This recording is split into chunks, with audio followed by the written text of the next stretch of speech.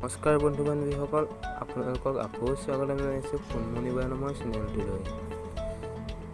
আজি আপোনালোকক জনালোঁ যে আপোনালোকৰ যদি মোবাইলটো হেৰাই বা চুৰ হয়, কেনেকৈ আপোনালোকে নিজৰ মোবাইলটো নিজে উলিয়াব পাৰিব। অতি কম সময়ৰ ভিতৰতে আপোনালোকে মোবাইলটো উলিয়াব পাৰিব যদিহে আপোনালোকৰ মোবাইলটো এণ্ড্ৰইড ফোন হয়। আৰু আপোনালোকৰ পাছৱৰ্ডটো গুগলৰ যিটো পাছৱৰ্ড হয় সেইটো মনত থাকিব লাগিব, আৰু গুগল ইমেইল আইডিটো মনত থাকিব লাগিব। তেন্তে আহক ভিডিঅ'টো আৰম্ভ কৰোঁ। আপোনালোকে প্ৰথমে যাব লাগিব প্লে ষ্ট'ৰলৈ। ভিডিঅ'টি দেখাৰ দৰে কৰিব। প্লে ষ্ট'ৰত গৈ আপোনালোকে লিখিব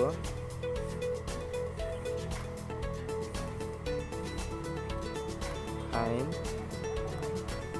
মাই ফোন।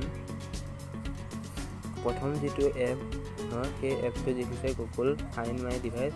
এই এপটো আপোনালোকে ডাউনলোড কৰিব লাগিব। মই আপোনালোকক সময় নষ্ট নকৰিবলৈ ইনষ্টল কৰি থৈছোঁ। এতিয়া মই এপটো অ'পেন কৰিছোঁ।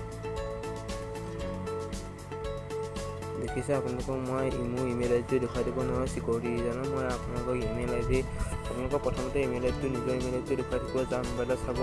তাৰপিছত আপোনালোকৰ তলত যিটো আছে চাইন এপ বুলি যিটো আছে মই আপোনালোকক দেখুৱাই আছোঁ, এইটো যিটো আছে এইটোত আপোনালোকে ক্লিক কৰিব।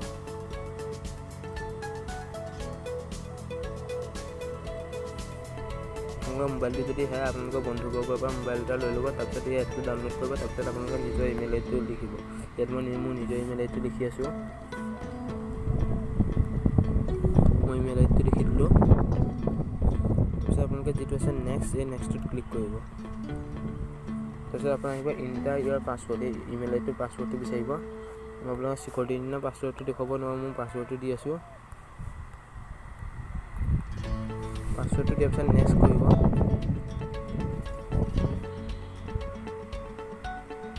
নেক্সট কৰাৰ লগে লগে আপোনালোকৰ গোটেই মোবাইলটো ফুল এড্ৰেছ আহি যাব। আপুনি মোৰ দেখিছে মোবাইলটো 73% চাৰ্জ আছে। অ'প' ৰিয়েলমি C1 দেখুৱাই আছে। চিম কি আছে দেখুৱাই আছে, আৰু আপোনালোকে ইয়াত দেখুৱাই আছে চিমটো হৈছে ভোডাফোন। চাৰ্জ কিমান আছে সেইটো দেখুৱাইছে 73% চাৰ্জ, আৰু মোবাইলটোৰ নাম দেখুৱাইছে ডিভাইচটো ৰিয়েলমি C1। আৰু আপোনালোকে ইয়াত চাব পাৰিব লোকেশ্যন দেখুৱাই আছে। এই লোকেশ্যনটো ক'ত আছে দেখুৱাই আছে। লোকেশ্যনটো আপোনালোকে ক্লিক কৰি জুম কৰি চাব পাৰে। মই জুম কৰি দেখুৱাইছোঁ আপোনালোকক। এইটো এনেকৈ জুম কৰি চাব পাৰিব। আপোনালোকৰ মোবাইলটো য'ত থাকে আপোনালোকৰ তাত দেখুৱাই থাকিব।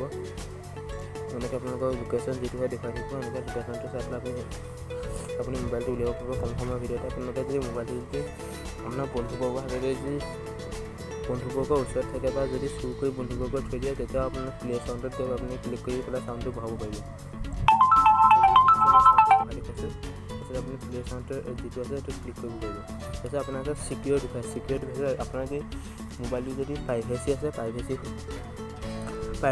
প্ৰাইভেট ফটো বা প্ৰাইভেট যদি ভিডিঅ' আছে বা কিবা তেনেকুৱা ধৰণৰ ফাইল বা বেংকৰ কিবা ডকুমেণ্টছ আছে, তেতিয়া আপুনি যিটো আছে এই চিকিউৰ ডিভাইচটো আপুনি ক্লিক কৰিব। চিকিউৰ ডিভাইচটো ক্লিক কৰাৰ লগে লগে আপোনাৰ মোবাইলটো অট'মেটিকেলি লক হৈ যাব। আৰু ইয়াত আপোনাৰ পাছৱৰ্ড দিবলৈ দিব। সেই পাছৱৰ্ডটো মাৰিলেহে সেইটো ডিভাইচ খোল খাব। কোনো পধ্যে নহ'লে আপোনালোকৰ ছফ্টৱেৰ মাৰিলেও আপোনালোকৰ গোটেইখিনি ডিলিট হৈ যাব। আপোনালোকে এনেকৈ আপোনাৰ মোবাইলটো অতি কম সময়ৰ ভিতৰতে উলিয়াব পাৰিব। আশা কৰোঁ ভিডিঅ'টো চাই ভাল পালে। যদি ভাল পালে লাইক কৰিব, কমেণ্ট কৰিব, শ্বেয়াৰ কৰিবলৈ নাপাহৰিব। Thank U.